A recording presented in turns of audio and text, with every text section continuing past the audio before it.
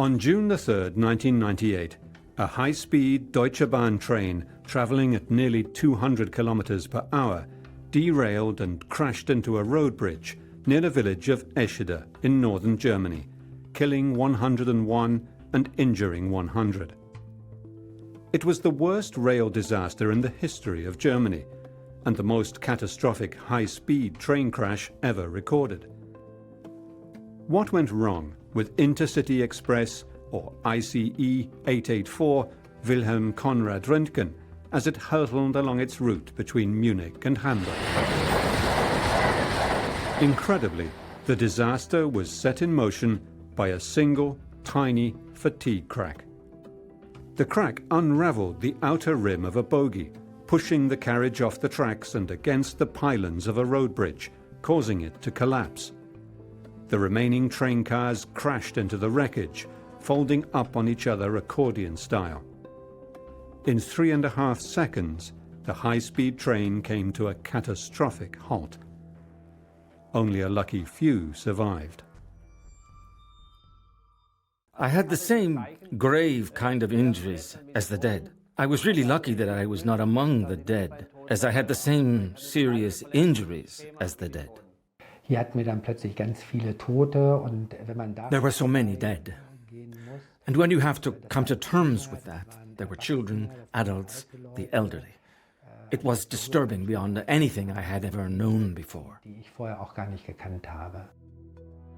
The inquiry lasted 53 days and led to manslaughter charges for at least 2 Deutsche Bahn employees. The accident eventually changed train safety and improved emergency response procedures in Germany, but left a nation shocked.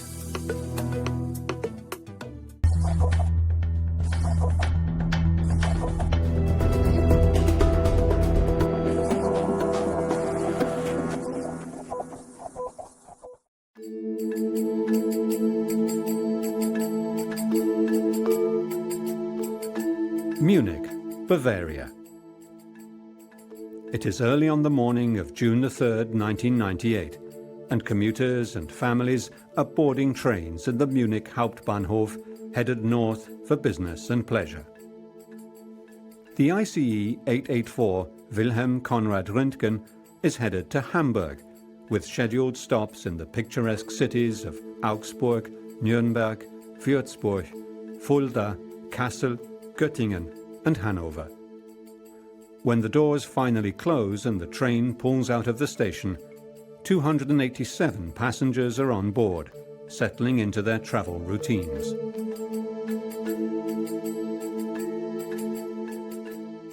Udo Bauch was on a business trip to Hamburg and boarded the ICE in Fulda.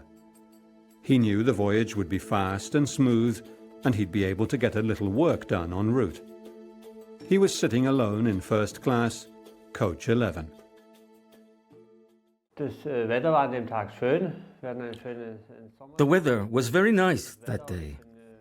It was a summer day, and my trip started well. My wife brought me to the station, and I got on the train.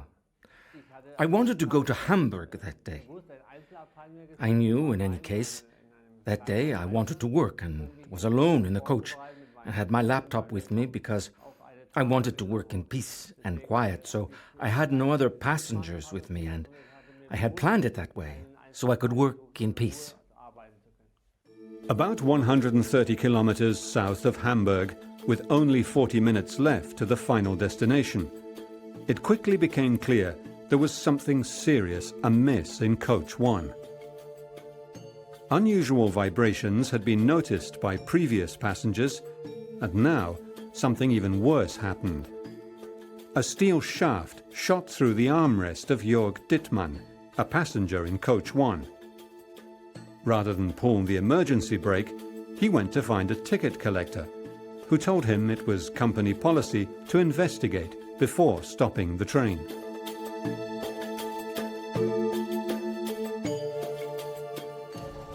All of a sudden, the rear coaches began travelling on a different set of rails, hurtling horizontally towards the bridge, slamming into it.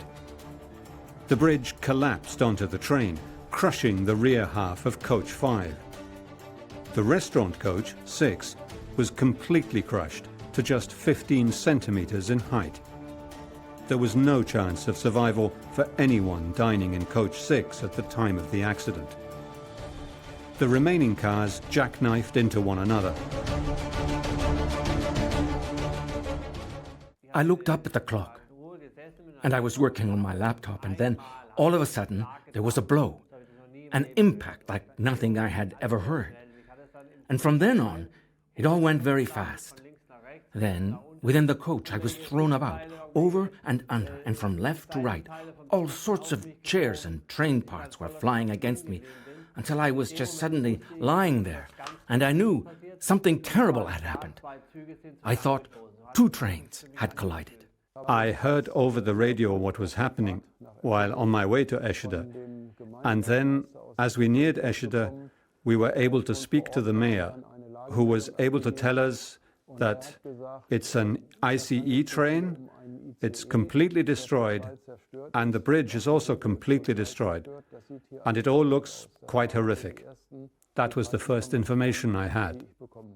Also schon auf dem Weg dahin war durch den Funkverkehr, den man ja We could hear the radio traffic as we were on our way to Eschede, but it was confused information, as the various frequencies and traffic were all over the place, and it was difficult to make out. genau auszumachen, aber es war alles völlig busy.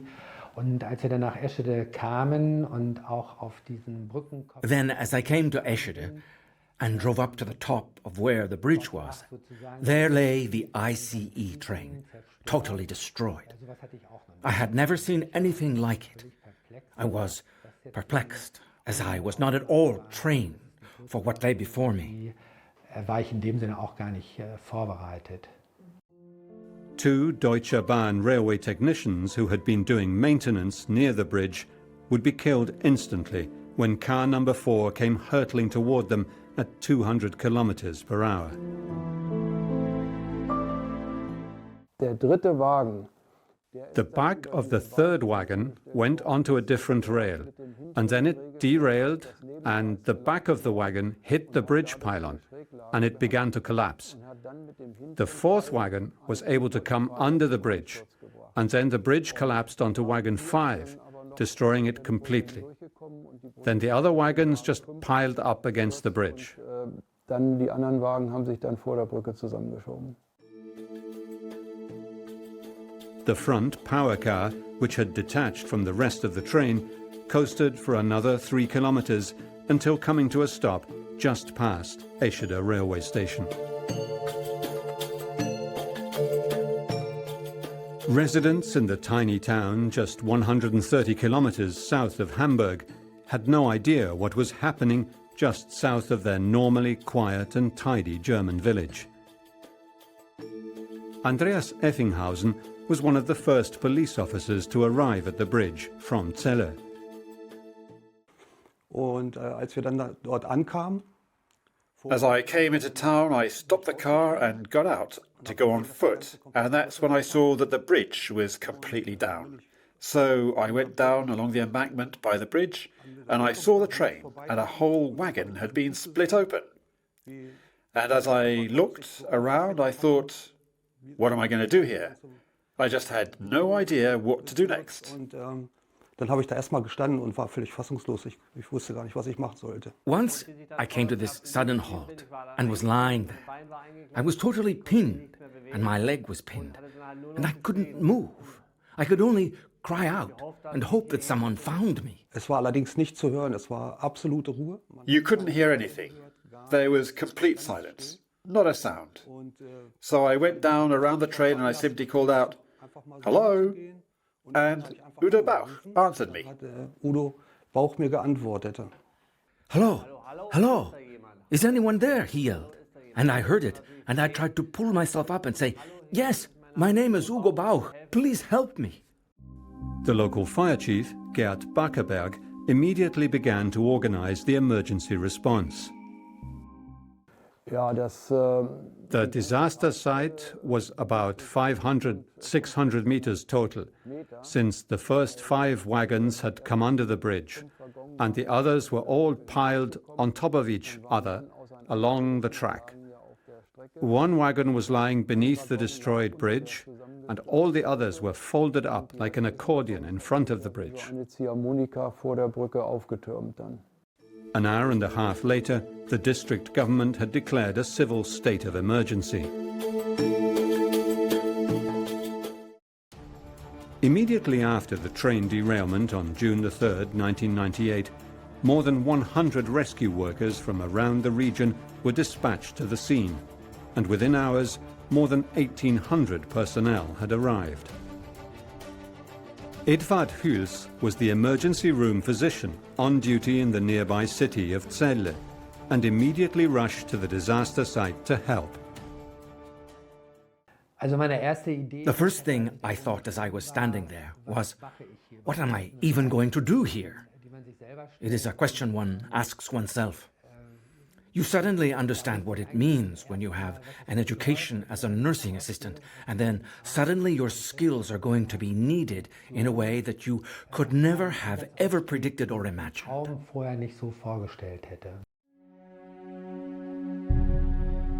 A nearby hall was turned into an emergency triage center and makeshift morgue, as rescuers feverishly tried to extract the living from the wreckage.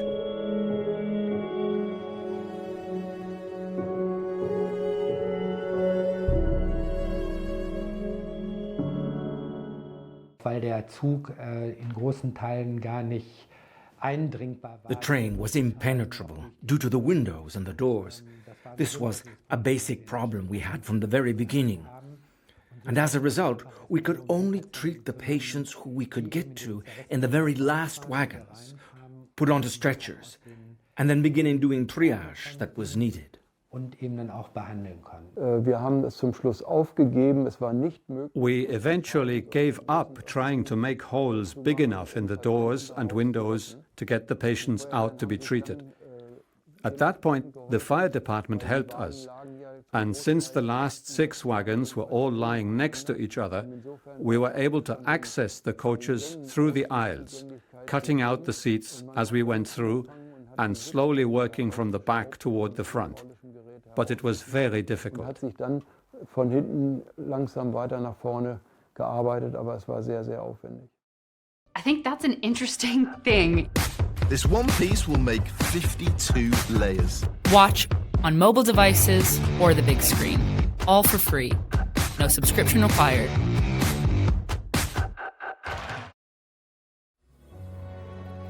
Utter devastation was everywhere. For 20 minutes, rescuers stepped gingerly around live railway electrical cables carrying 15,000 volts. The train cars were horribly mangled, and rescuers struggled to reach the dozens of wounded and dying inside due to the impenetrable windows and doors.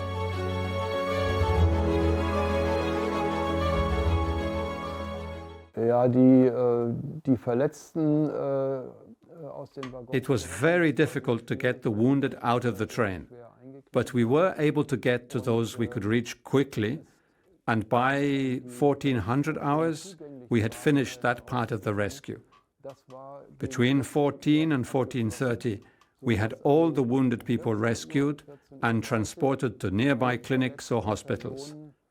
It actually had gone fairly quickly. Ging dann doch noch verhältnismäßig schnell. What had gone wrong with this train, the pride of Germany's railways? The first clue was that part of the railway line had penetrated the floor of carriage 1. Something had literally lifted the train off the track, and it could only have been a defective wheel. The first high-speed train debuted in Japan in 1965, but Germany was not far behind, adopting high-speed train travel with its Intercity rail system in 1971. Germany's upgraded high-speed ICE train service was launched to great fanfare in June 1991. They had speed up to 280 kilometers per hour, safety, comfort, and state-of-the-art engineering. Not surprisingly, the fast and comfortable trains with amenities like dining cars, telephone service, and entertainment made the trains popular from the outset. This train was the flagship of the German fleet. It was important that it was seen to be operating properly and providing comfortable service for passengers. And it soon became apparent, though, there was a lot of transmission of noise and vibration into the carriages, particularly the restaurant cars and the other carriages. It was decided to try and solve this problem by introducing these rather peculiar wheels which had a separate rim separated from the hub by rubber pads. Germany's ICE trains were originally equipped with single-cast wheel sets, known as monoblock wheels, a design that engineers realized suffered from metal fatigue that caused vibration at cruising speed. They were, in essence, a legacy design. However, Deutsche Bahn exchanged them for new wheels based on streetcar wheels used on trams. These wheels had been used very successfully in a lot of low-speed applications in tram systems. I think Hanover was one of the cities. There were others too that used them. And so they had some sort of pedigree, but they'd never been used for high-speed operations. They were successful in cutting down noise transmission, and so they proved to be in the ICE trains for a considerable time. So things looked as if the problem had been solved. The new and improved ICE wheel tyre design consisted of a wheel body surrounded by a 20mm thick rubber damper and then a relatively thin metal rim. This successfully reduced the vibration at cruising speeds, but few tests were done on how the new rim design would hold up to the wear and tear of high-speed operation.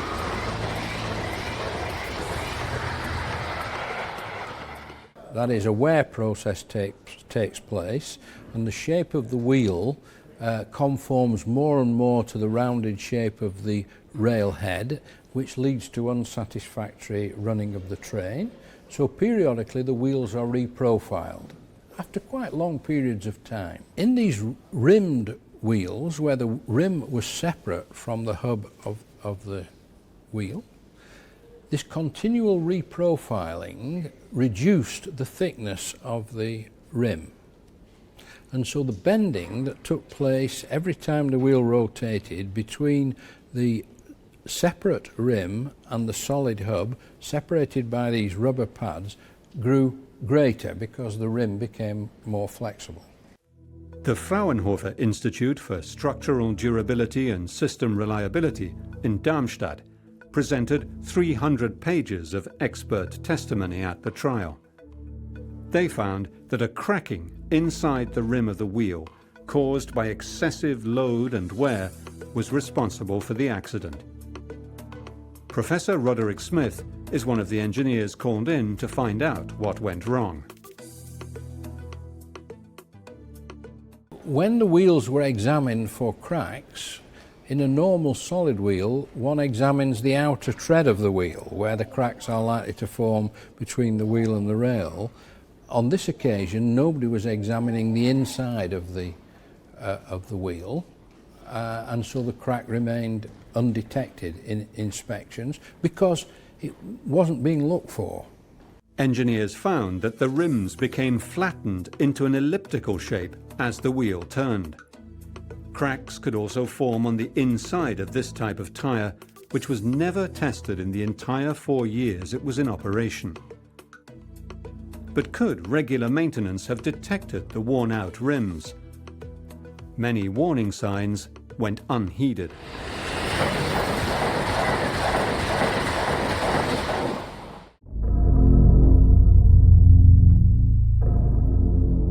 The world had never seen a high-speed rail crash of such epic, tragic proportions. The mangled cars of the ICE 884 train Wilhelm Conrad Renkin, en route from Munich to Hamburg, had not only derailed, but also hit an overpass, causing it to collapse onto the second half of the train, which then piled up in a zigzag motion.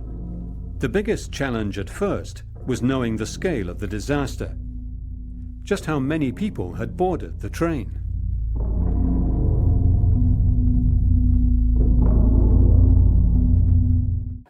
Dieser ICE hatte ja eine Sitzplatzkapazität von 709. The ICE had a seating capacity of 795 seats.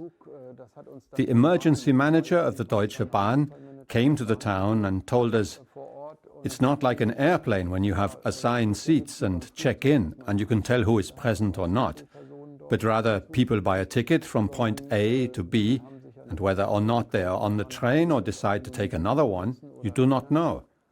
But," he said, "based on this time of year, this time of the week, it was a Wednesday, and based on the time of day, that on the train they estimated there were approximately 200 to 300 people. And indeed, that proved to be correct." Und das hat sich dann nachher auch bestätigt. By 2 p.m., they had a full picture of what they faced. 124 injured, more than 80 of them seriously. 16 had walked away, and 101 dead and dying in the impenetrable or crushed train cars. Also unverletzte oder leicht verletzte Personen. Lightly wounded or those without injuries were in the first 3 wagons. In the 4th wagon were more gravely wounded, but after the 5th wagon, it was mostly just dead. Im Wagen 5 waren dann Tote zu beklagen. Lying in pain, pinned beneath parts of his coach, Udo Bauch saw his life flash before his eyes. And then you see these near-death images that flash through your head. From your childhood, your youth, when you become a parent, the night you met your wife, the whole life ran through my head, and I knew either I am going to die or somehow I will come out of this. And then, at a certain point, I heard the voice of my rescuer, Andrea, a policeman from Celle, who I am still friends with today. And I was a bit more reassured that someone had found me. Hat mich dann gebeten, seine Frau zu verständigen. He begged me to contact his wife. He gave me names and a phone number and asked me to call. I asked him about his injuries and he said that he thought that his entire left side must be broken. He was in a lot of pain, so I told him I would go and get a doctor.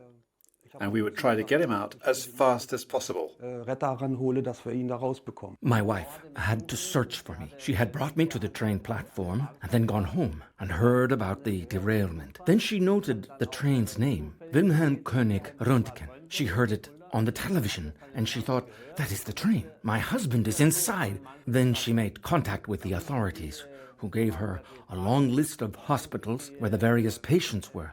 And she had to call and call. But the answer everywhere was negative.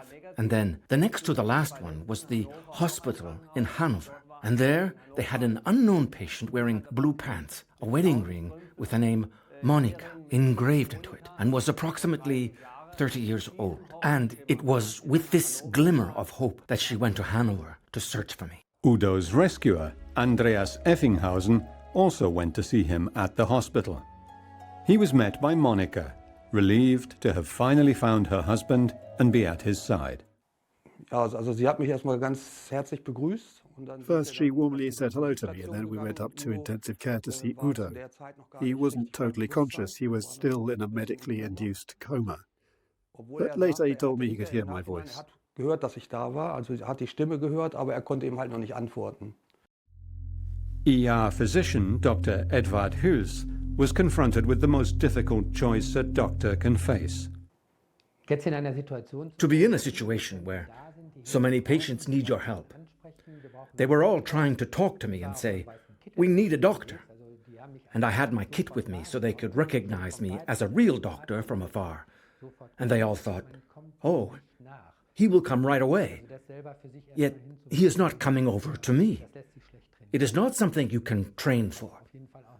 Getting through those very difficult moments and decisions was very hard. I couldn't care for some of the patients, even when I knew things were going quite badly for them. Also ich sag mal, das war eigentlich das Schlimmste. It was one of the worst experiences I've ever had. I've seen many road accidents, and I've seen many injured people as a policeman. But so many people. Such a massive accident scene. This was almost impossible for me. It took a long time for me to get my head around all that had happened. For that reason, still today, I remember every detail. I'll never forget it. Ich weiß heute noch genau jedes Detail, also ich werde das auch nicht vergessen. The accident took 6 days to clear so that trains could resume running on the busy Munich to Hamburg line.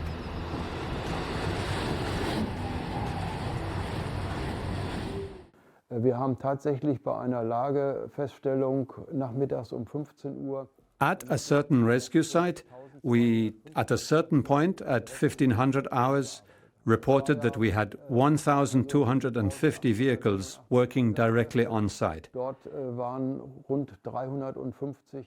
There had been a total of 1,800 vehicles, including 350 trucks that were attached to various entities, as well as 39 aircraft, which was the biggest air response in the history of the German Republic since the war. Insgesamt in diesem Einsatz 39 Luftfahrzeuge eingebunden gewesen.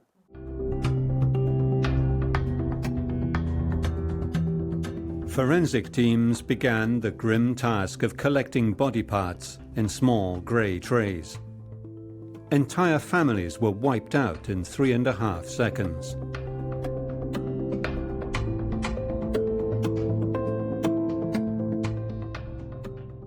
The train had started in southern Germany, and there were many, many families, especially children with their mothers on their way to the North Sea, and in the end we had more than 30 dead children. But it could have been even worse. Another high-speed train had just passed under the very same bridge. Udo Bauch was disabled. I had third-degree head injuries, jaw fractured in 4 places, skull fractures, and my left leg was broken. I had multiple fractures. Everything was broken. I had the same grave injuries as the dead. And I was really lucky not to be among the dead, because I had many of the same injuries as the dead. The extent of grief in the tiny village was overwhelming. A special trauma team moved into the back of the small hall that had been turned into triage center and morgue. The psychological support team would remain in place for over a year at a center erected in the nearby city of Celle, and eventually become a model for trauma counseling and disaster response in Germany.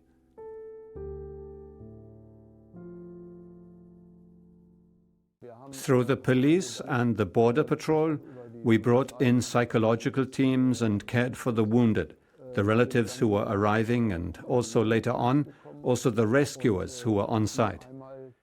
Later, a counseling center was erected in the nearby town of Celle with a pastor, a psychologist, and a typist who worked alongside them. And this center was in service for over a year and a half. The accident happened in a matter of seconds, but the catastrophe was actually set in motion by one wholly preventable failure: a tiny fatigue crack in the steel tire on a wheel of the third axle of the first car.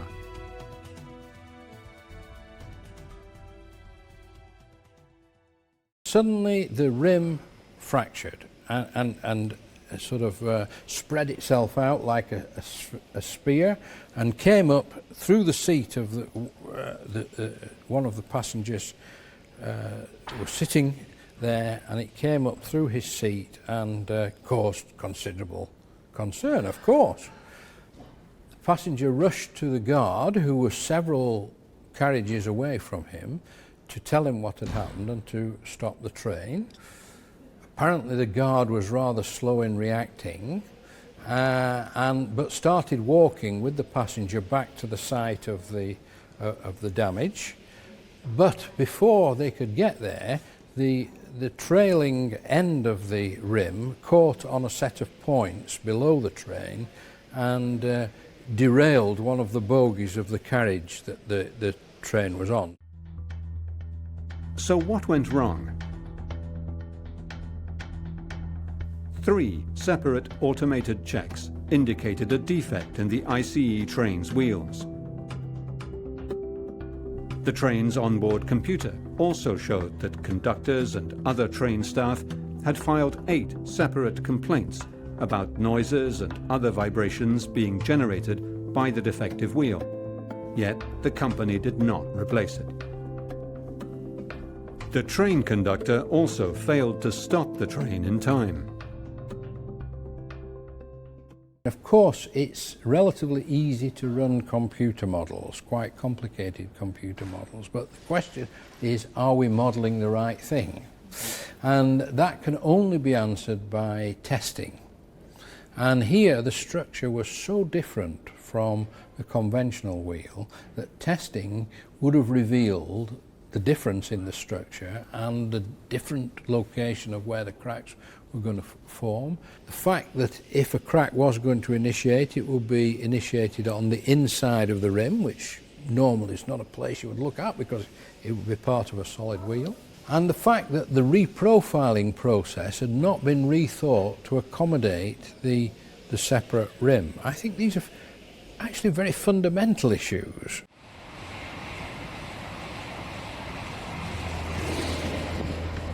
But while the disintegrated wheel might have been the root cause of the accident, the damage became catastrophic due to the proximity of the bridge and the position of the wheel on a car at the front end of the train, which led to such a large number of cars derailing.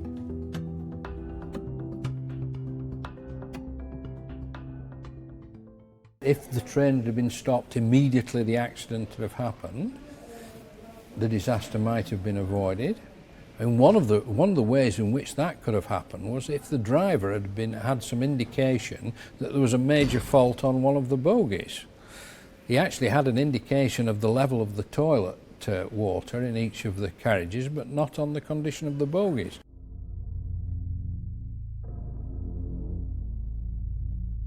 The relathing of the wheels had created a microscopic crack on the inner surface of the outer rim that failed.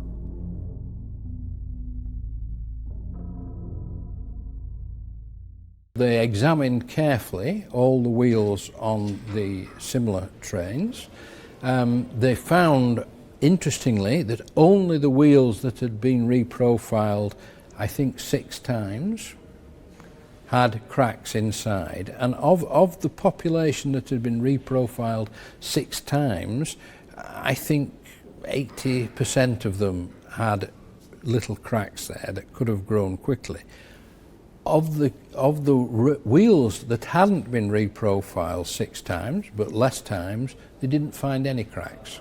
So clearly, the limit of the reprofiling had been exceeded, and it caused them to rethink the whole business, and they went back to running on solid wheels. The snapped rim shot into the seat in carriage 1, but also hooked a set of points on the railway line that pushed the following carriage onto a parallel set of rails. The carriages crashed into the bridge, which fell onto them, and the end of the train piled up against the crashed carriage at 200 kilometers per hour. If the dragging rail rim hadn't switched the points, the crash simply would not have happened.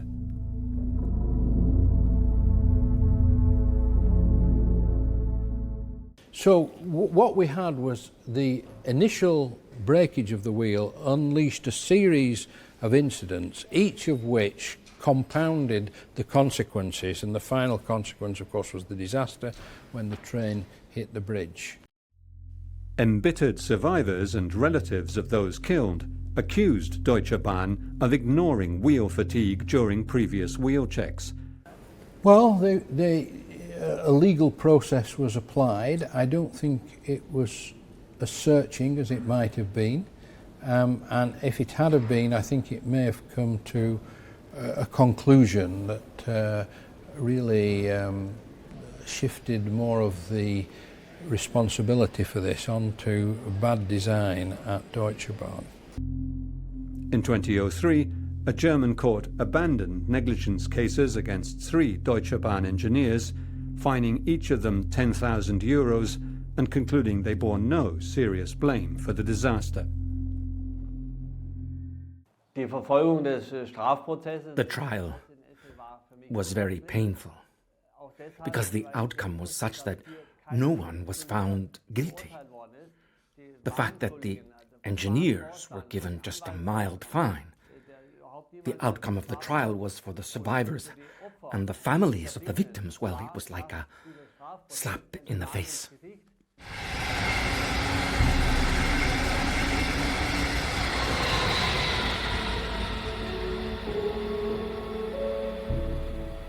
More than 20 years after Germany's worst rail accident, many things have changed.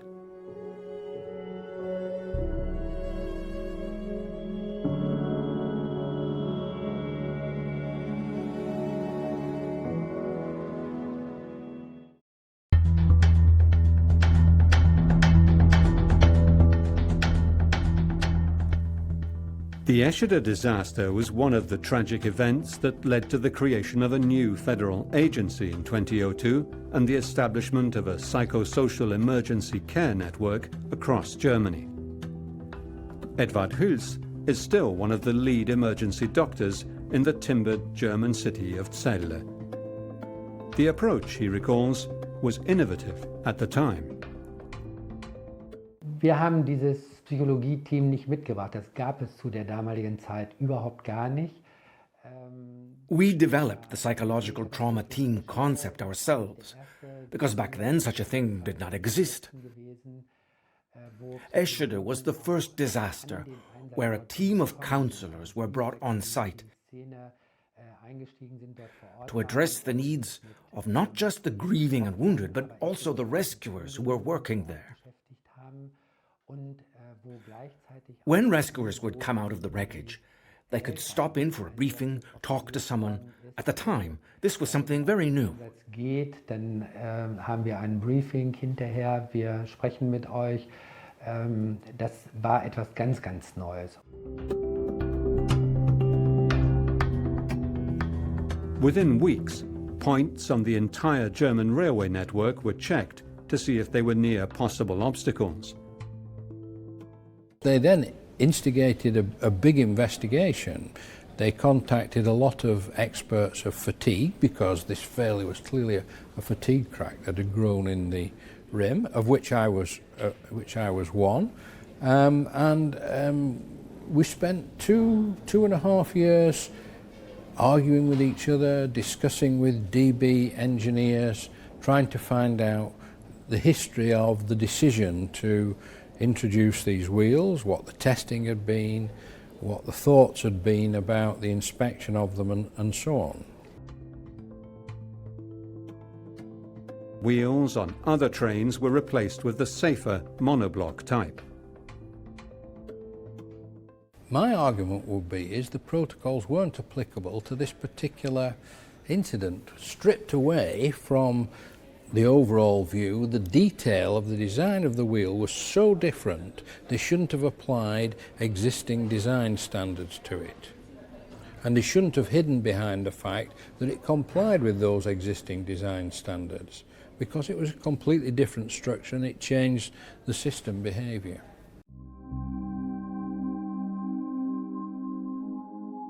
Trains were also refitted with windows that have predetermined braking seams, as rescue workers at the scene of the disaster had difficulty reaching victims due to the resistance of the train's pressure-proof windows.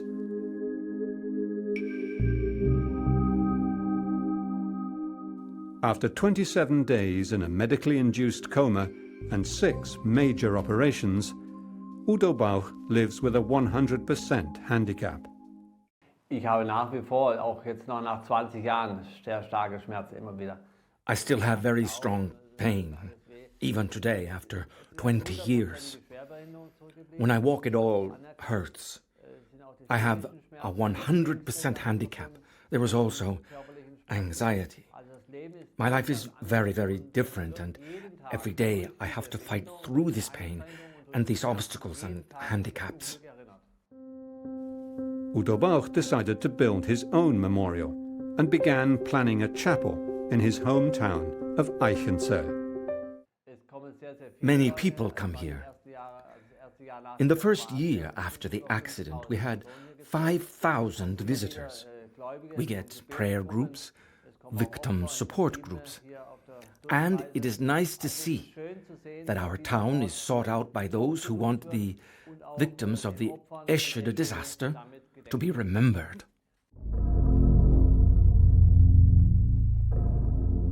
Udo Bauch only received an apology some 20 years after the accident, after having to fight Deutsche Bahn every step of the way.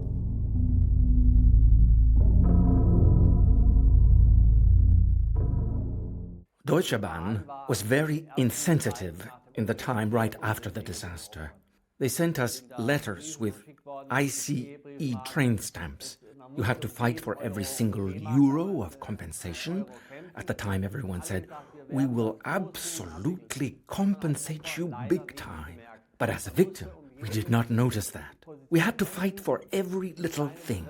Every little bill that needed to be paid was a battle. It was a very heavy burden. Nearly 3 years after the disaster, an official memorial was established, paid for in part by Deutsche Bahn.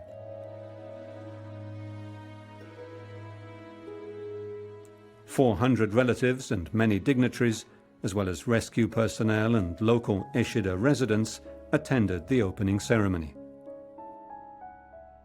Still today, many continue to gather here on the solemn anniversary of the accident every June.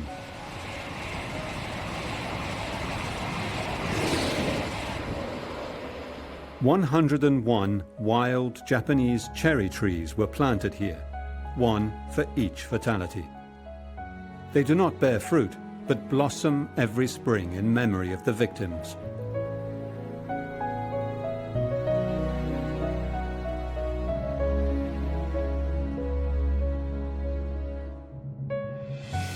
A place of solace and reflection for families, rescuers, and the villagers of Escheda whose lives go on, despite being forever marked by the tragedy.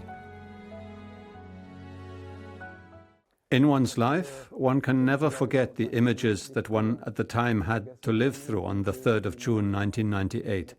And every year, when the anniversary of the disaster comes around, those pictures inevitably come back, and our thoughts go back to all those who lost their lives in the derailment.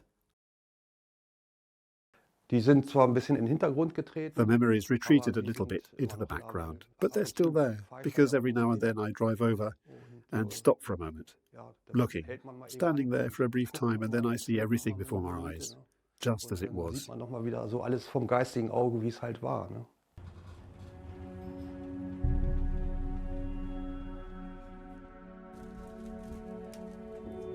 Passengers in the trains that speed by here every day at 200 kilometers per hour on their way to and from Hamburg are traveling too fast to see the names of all those who lost their lives here on June the 3rd, 1998.